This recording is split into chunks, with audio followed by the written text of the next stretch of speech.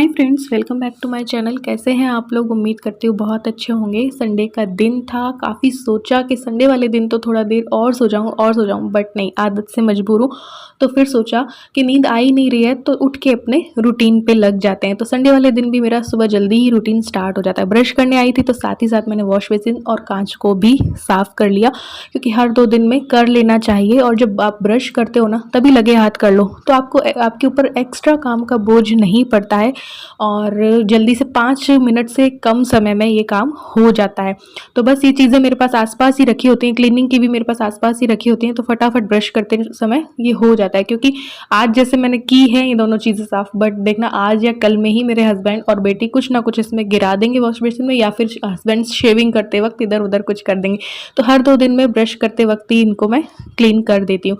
तो ये कांच भी क्लीन हो गया और वॉश बेसिन जो है वो भी क्लीन हो गई, क्योंकि ये सारे सामान मेरे आसपास ही रहते हैं। तो अगर आसपास सामान रहते हैं तो क्लीन करने में सही भी रहता है कि बस जस्ट उठाया और बस कर दिया।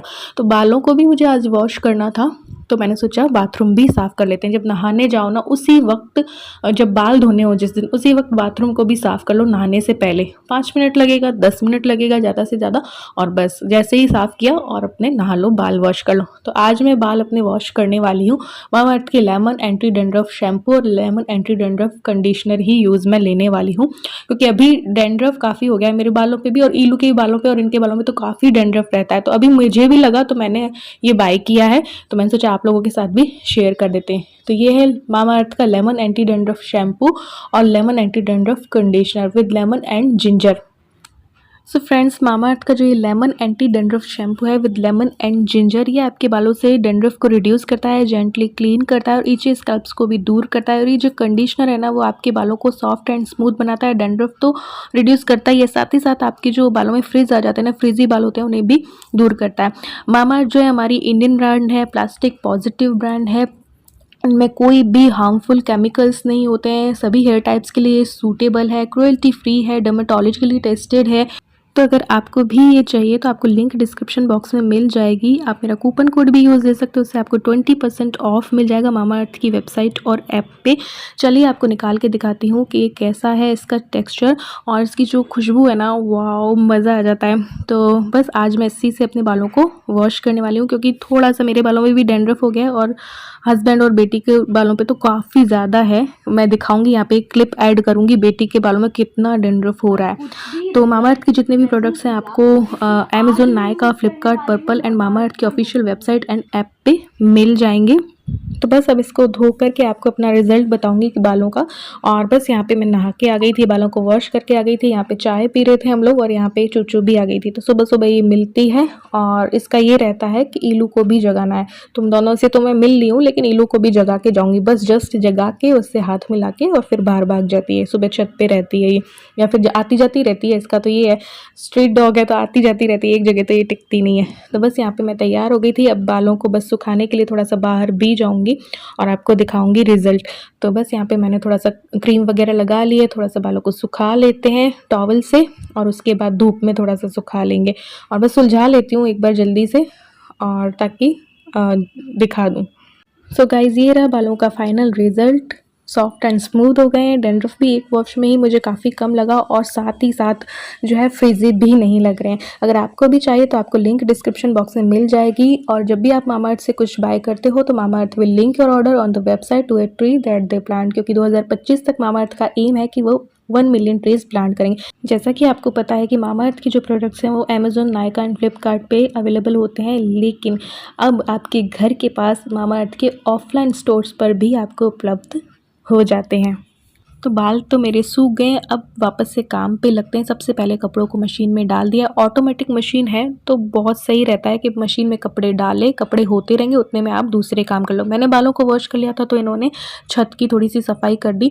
तो घर के कामों में अपने घर की बंदों की भी हेल्प लेनी चाहिए ताकि आपका काम आसान हो जाए, काम आपका थोड़ा सा कम हो जाए। आज संडे था तो और मैंने बाल वॉश कर लिए थे तो मैं वो मिट्टी वाला काम कर नहीं सकती थी, तो इन्होंने थोड़ा सा कर दिया। और ये थोड़ा सा नौटंकी भी करते हैं साथ में, पसीने पोंछने वाली। तो बस फिर नेक्स्ट मैंने क्या किया कि जो है टाइमर सेट कर लिए। तो टाइमर सेट करने से भी आपका काम बहुत जल्दी हो जाता है। तो ये रूल मैंने आज सारे लगा लिए और साथ में ईलू की हेल्प भी ले ली डस्टिंग में।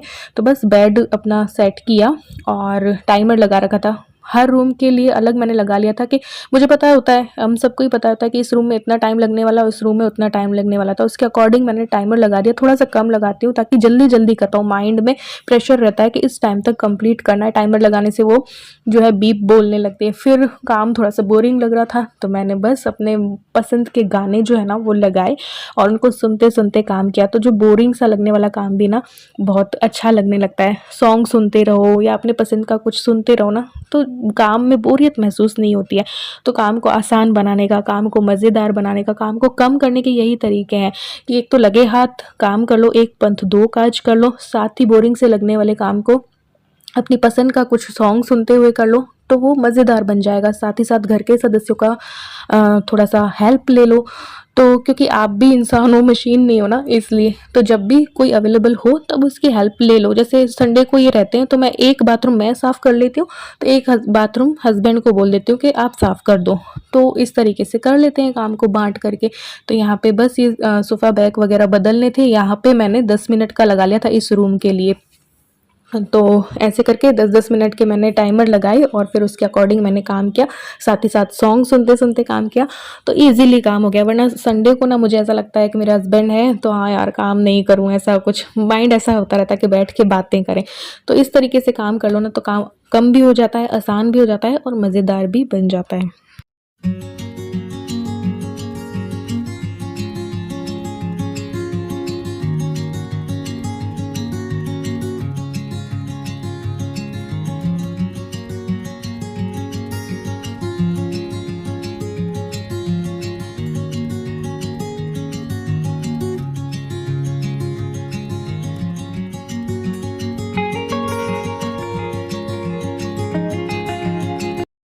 तो यहाँ पे सारा काम हो गया था और संडे था तो संडे का नाश्ता हमने सोचा चलो बाहर करते हैं। ईलू को मैंने ये ड्रेस पहना दी थी, मेरा स्कर्ट था ये और ईलू को एक टॉप पहना दिया था। ये लुक में मुझे उसे देखना था तो बेढई पूरी खानी थी, आलू की सब्ज़ी के साथ होती है ना। और लास्ट डे हमारा फास्ट था तो कुछ चटपटा खाने का मन हो रहा था, शिवरात्रि का था ना, तो फिर हम नाश्ता करने के लिए बाहर आ गए थे। तो इन्होंने 2 नहीं 3 ही ले लिए अलग अलग खाने को। मैंने 2 बोला था, इन्होंने 3 ले लिए। दिमाग में ये नहीं हो कि किसी ने ज़्यादा खा ली, किसी ने कम खा ली, बराबर है। हमेशा साथ में खाते ही लोग दादा कभी कहती हूँ, इनके दिमाग में ये रहता होगा कि मैंने ज़्यादा खा ली। अच्छी है। अभी खाते जाओ, मैच पता चलेगी। नमक भी परफेक्ट है इसमें, पूड़ी भी अच्छी है। तो बस जैसे ही नाश्ता करके घर आए तो मैंने ये तीनों चीज़ें ना भिगोई, राजमा, काले चने और जो छोले होते हैं ना उनको धो करके थोड़ा सा और भिगो दूंगी। और फिर क्योंकि देखो अब संडे मंडे आ जाएगा, मंडे से लेकर सैटरडे तक फिर वही वाला वही घोड़ा वही मैदान रहता है, तो मील प्लानिंग भी चाहिए होती है। तो ये भी आपका काम आसान करती है। संडे के दिन थोड़ा थोड़ा काम के साथ साथ ये कर लो।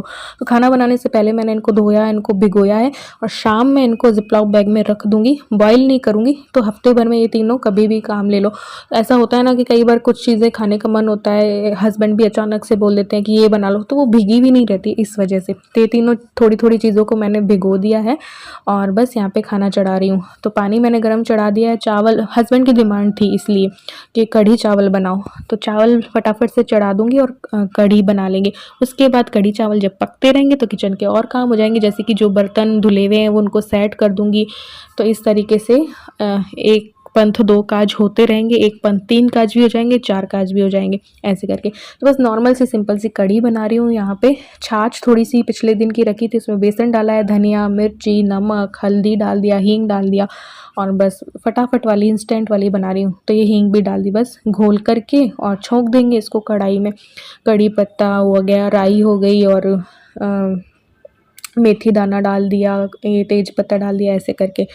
तो सूखी लाल मिर्च हो गई, ऐसे करके बस कढ़ी छुक जाएगी। कढ़ी उबाल आएंगे उतने में दूसरे काम हो जाएंगे। साथ ही साथ किचन को साफ़ भी करते चलना चाहिए, उससे क्या होता है ना, ज़्यादा फैलती नहीं। जब भी हम थोड़ा सा भी आलस कर लेते हैं ना कि पूरा खाना बन जाएगा, खा लेंगे तब कर लेंगे, तो बस देखना आप खाना खा लोगे और बर्तन भी रख दोगे सिंक में, उसके बाद भी आपको ये करने की इच्छा नहीं होती है। तो साथ ही साथ अपना ये सफाई का अभियान भी चलाते रहना चाहिए, जिससे कि काम का बोझ बढ़ता नहीं है। तो जो चीज़ें फैली हुई हैं उसको उसी वक्त करते जाओ। जो चीज़ें जिन बर्तनों को धोने में थोड़ा सा पानी की ही सिर्फ ज़रूरत है तो उन्हें फटाफट बस पानी से धोया और रख दिया, वरना वो बर्तन भी सिंक में बढ़ते जाते हैं और सफाई भी छोड़ दी तो प्लेटफॉर्म भी गंदा लगता है।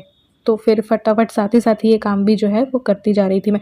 तो जो बर्तन थे सुबह के वो मैंने लगा दिए और तब तक में हमारा खाना पक रहा था और वो तो मैंने कर ही लिया था, भिगो तो दिए थे, तो शाम को इनको भी कर लेंगे। और शाम को थोड़ी सी सब्जियां और भी संवारनी थी, उसमें भी फैमिली मेम्बर्स की हेल्प ले लेनी चाहिए। जब भी आप कोई टीवी देख रहे हैं या कुछ सारे फैमिली मेम्बर्स बैठे उस टाइम पे पालक तोड़ लो, मटर छील लो, ये सारे काम कर लो तो आपकी मील प्लानिंग भी हो जाती है। यहाँ पे मैंने भिंडी इसीलिए धो करके रख दी है, सूख जाएगी तब मैं काट दूंगी, तो इसमें लस जो ये लार रहती है ना वो नहीं रहेगी।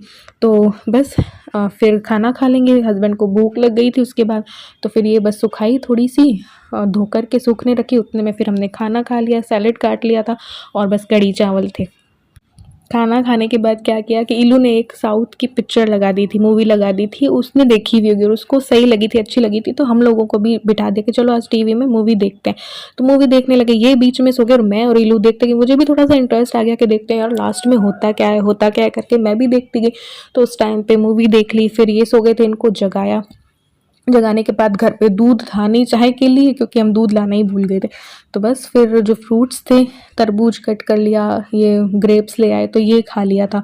और उसके बाद हम थोड़ी देर बाहर बैठे तो बैठकर सिर्फ बैठने का ही आनंद नहीं लिया, मैंने सबको काम पे लगा दिया कि मुझे मील प्लानिंग करनी है। अब तुम्हारा ही काम है यार, टिफ़िन तुम लोगों के ही करने, तो आज तुम लोग भी मुझसे सब्जियां संवरवा दो मेरे साथ। तो ये देखो मैंने भिंडी कट कर ली, इलू ने मटर छील लिए, इन्होंने पालक तोड़ दिए। तो ऐसे करके काम मेरा हल्का हो गया, मील प्लानिंग भी हो गई, काम भी आज मज़ेदार तरीके से हो गया।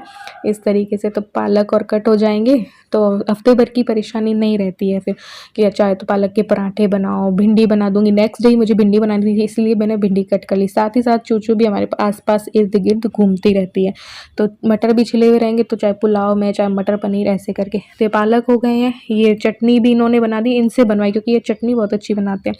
तो पालक हो गए, चटनी हरे धनिया की इन्होंने कर दी थी, भिंडी मैंने कट कर ली। अभी बाकी सब्जियों का कल कर लेंगे, आज संडे है ना तो थोड़ा सा चिल भी मारना पड़ता है यार।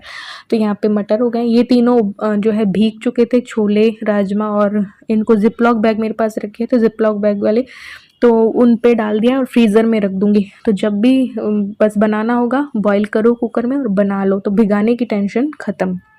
तो इस तरीके से मील प्लानिंग भी हो गई। फिर इन्होंने भेल बना ली थी क्योंकि ईलू थोड़ा सा पढ़ रही थी, तो बस मैं उसका ही वही सब कुछ देख रही थी क्या है क्या नहीं। तो उतने में भेल बना के ले आए थे तो भेल खा ली। फिर भेल खा ली थी तो ज़्यादा भूख नहीं थी और इनकी काफ़ी दिनों से राज कचौरी खाने का मन हो रहा था, तो हम लोग चले गए। एक राज कचौरी ली हमने क्योंकि हम तीनों ने भेल भी खा रखी थी, तो एक राज कचौरी ली बस टेस्ट करने के लिए। उसके बाद हमने गोलगप्पे की प्लेट खा ली बस। तो डिनर ये हो गया। तो संडे को काम भी हो गए, घूमना फिरना भी हो गया, सब हो गया। अब ये इलू के फाइनल एग्जाम्स है ना 22 से, तो वो पढ़ती रहती है, तो ज़्यादा कुछ घूमने का हम नहीं करते हैं। तो अभी इलू का भी आगे के लिए सोच रहे हैं क्या करना है क्या नहीं करना है, तो उस विषय में भी सब कुछ चल रहा है डिस्कशन। तो वो सब की वजह से भी थोड़ा सा माइंड में प्रेशर है कि आगे क्या लाइन पकड़ानी है क्या नहीं। अब 9th में आ जाएगी तो इसलिए, तो आगे कभी शेयर करेंगे। तो अभी आज के व्लॉग में तो बस इतना ही, मिलते हैं नेक्स्ट व्लॉग में।